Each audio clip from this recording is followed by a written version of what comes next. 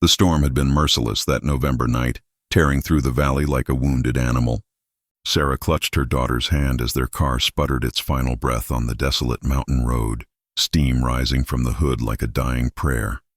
Little Emma was burning with fever, her small body trembling in the back seat. They were 40 miles from the nearest hospital, and Sarah's phone had lost signal hours ago. Before we continue, I want to know, which country are you watching this from? Drop your country name in the comments right now. And if this story is already touching your heart, hit that like button because what happens next will leave you speechless. Mama, I'm cold, Emma whispered, her lips tinged with blue. Sarah's heart shattered. She had left her abusive husband 3 days ago with nothing but a suitcase and her daughter, driving toward her sister's house in Oregon. But fate, it seemed, had other plans. She stepped out into the freezing rain, screaming into the darkness for help that wouldn't come. Then she saw it. A faint light flickering in the distance, barely visible through the sheets of rain.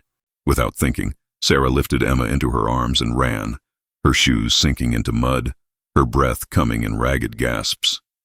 The light grew brighter until she could make out a weathered ranch house, smoke curling from its chimney. She pounded on the door with desperate fists.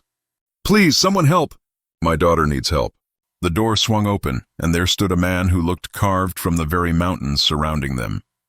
Jacob Thornton was 72 years old, with hands that had worked cattle for 5 decades and eyes that had seen too much loss. He'd buried his wife 2 years ago, his son in Afghanistan 10 years before that. This ranch, once filled with laughter, now echoed with loneliness. But when he saw the woman with wild eyes and the limp child in her arms, something ancient stirred in his chest. "Inside," he commanded, his voice rough as gravel. "Now!" Sarah stumbled in, laying Emma on the worn sofa. "She needs a hospital. She has pneumonia, I think. The antibiotics ran out yesterday and I couldn't afford more. And then we were running and the car died. And I don't know what to do." The words tumbled out between sobs. Jacob knelt beside the child, his weathered hand touching her forehead.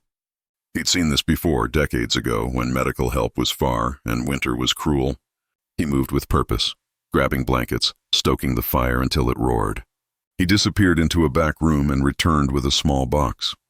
"My wife was a nurse," he said quietly. "Kept supplies. These antibiotics are still good. I checked the dates last month." But as he prepared the injection, Sarah noticed something that made her blood run cold. On the kitchen table sat prescription bottles with Jacob's name. Heart medication.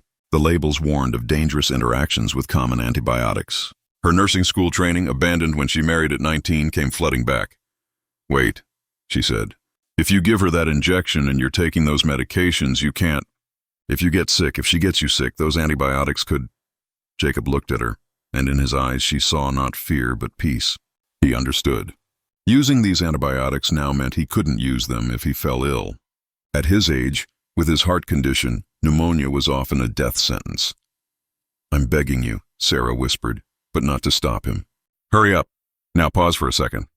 What would you do in Jacob's position? Would you risk your own life to save a stranger's child? Comment below because this next part will change everything." The rancher took a step closer to Emma and did the unthinkable. He gave the injection, then administered 3 more doses over the next 2 days, nursing the child back to health while Sarah watched in tearful gratitude. He fed them, gave them his son's old clothes, and when Emma's fever finally broke, he smiled in a way his face had forgotten how to do. 2 weeks later, Jacob did catch pneumonia. But as he lay in his bed hearing Sarah's voice reading to Emma in the next room, having insisted on staying to care for him, he felt something he hadn't felt in years. Purpose, family, love.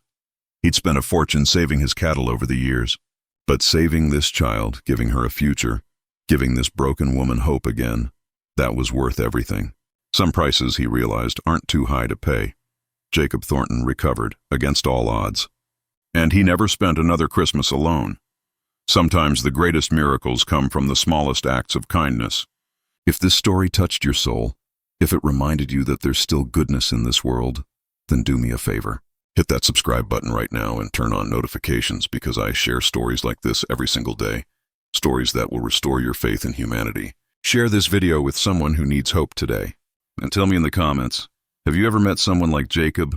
Someone who changed your life through pure selflessness? I read every single comment. Thank you for being here, and remember, you never know when you might be someone's miracle.